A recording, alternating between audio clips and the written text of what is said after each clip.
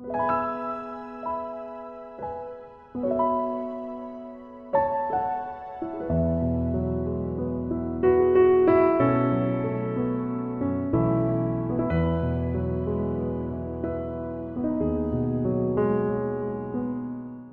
usi mai lau sila malau whaafonga o le saunoanga whaamanuia le nei a le sunga le epikopo sia nava ya o le warota a porirua tolu o le ekalesia Yesu Keriso o le aupa ia o aso e ngatai usi mai lau sila malau whaafonga o te whatalo whatu sa mono o tunu pele i lau whasausaunga i le nei tula o le aso e whatalo whatu fo i tupu mai e whapea whalau polo to whinga mo tu whatua mtaus e whatalo whatu fo i lau whionga komisinsili o Samoa le asipa le Scanlon malau masiofo e re whangareina fo i au ona tutofia le atua ma o tu whatua whapea whionga i patele matamai taisa i so se whatawhaitaulanga i so se afioanga o lo o to whawhalele manuai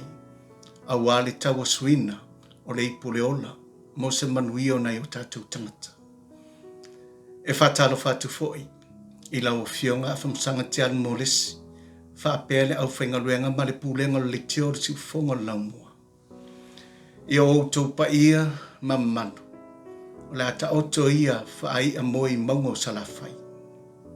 O to sama whainga o te tautunu e le ngafa taulu maina i sa o whamtalanga. O le avea ia lo leo e whai mafonga tau moli a taitai o le kalesia a Yesu Kristo lau pa i o aso ngatai.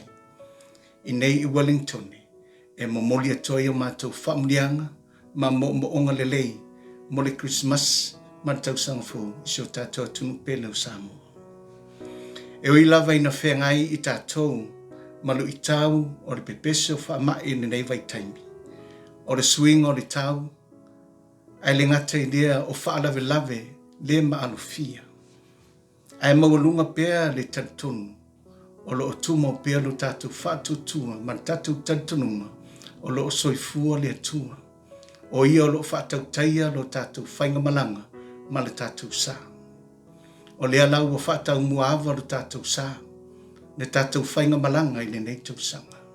Wa i te foi whanua lalo, ma ua tātou tūla tātou i le whai unga nei lava tausanga. Wha mālo lava i sio tātou tunu, wha mālo le soifua manuia, wha mālo le nofu te talo, wha mālo le lotu te tele, a o whenga iei tātou malu i tau ese o le nei o langa. I ai avea ia le nei lao ma nei avano mātango fie. O te whamanu i toai le Christmasi, mo nei o tātou tamama tina mātutua no fufale. Ia iai le whamunianga o le atua i atu uma le soifua, ina ia whamuniaina o tau, a o tātou anga i atu whai ungo le nei lava tausanga. Ia iai fo i whamunianga i le au whangaruenga pa ia le atua, whamanu i atu Christmasi atu uma mo tau ainga. Ai le ngata fo i lea, o le loa o tātou atunuu i so se tafo le nei atunuu o New Zealand tātou iai, ma so se mea lo e whafonga mai ei, o lo e mawaina le nei lava whasa launga le ala leo su fonga laumua, ma tau te ofolo whātou mo onga leo Christmas. Ia manu ia tele Christmasi mo o tau uma, ma ia iai le file mu moni o le leo Christmasi i to tono o tātou ainga. Ia whaamanu ia tele le atua, i le tātou o atu, i le tausang fō, ina ia tau tai pēr lo tātou sā. Ma ia taita i atu mane manuia lo tātou whainga malanga, ma ia maua se tausang fō manuia.